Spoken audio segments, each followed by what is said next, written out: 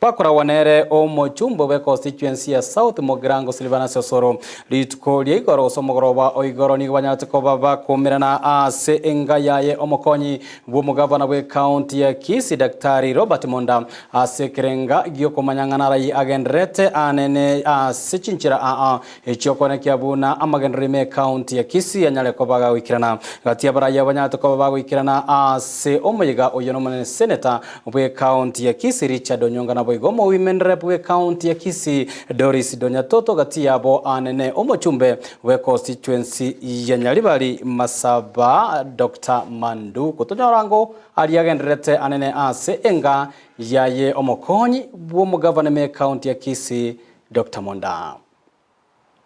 So the purpose of the meeting is to just pay a courtesy call to our His Excellency Deputy Governor.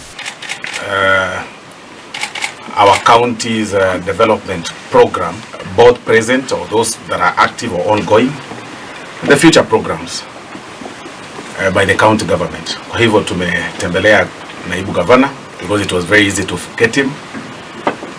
And then he's also explained to us what the county has been doing for the past 13 months, although in a struggle.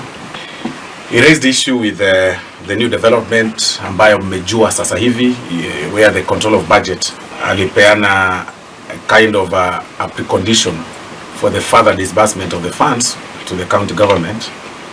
Kasema kidogo itaweza umiza wafanyikazi development kwa sababu bila kuprove why the county government classified some pending bills as ineligible. Na kwa hivyo, those are the issues that we are discussing. What things or the parameters that we may use to unravel the challenges that we're having as a county in terms of development and everything. Although together with us, he also accepts that our absorption rate as far as development funds is concerned is way too low and below par.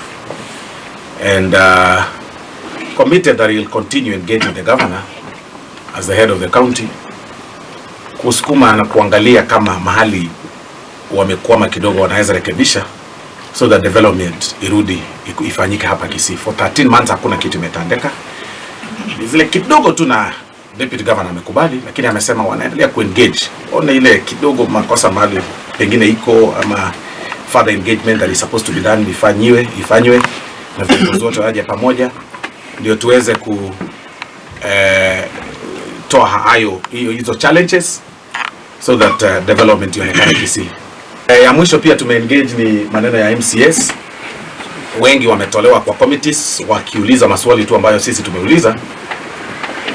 Wakiuliza maneno ya pesa ya maendeleo, wakiuliza maneno ya oversight, wakiuliza maneno hiyo vile budget walikuwa wamewekewa kila ward 39 billion ikapunguzwa 27 million. Ametuambia kwamba ni vizuri viongozi tushikane, tufanye kazi pamoja, both national and county government, ndio tuweze kuletea watu wetu maendeleo.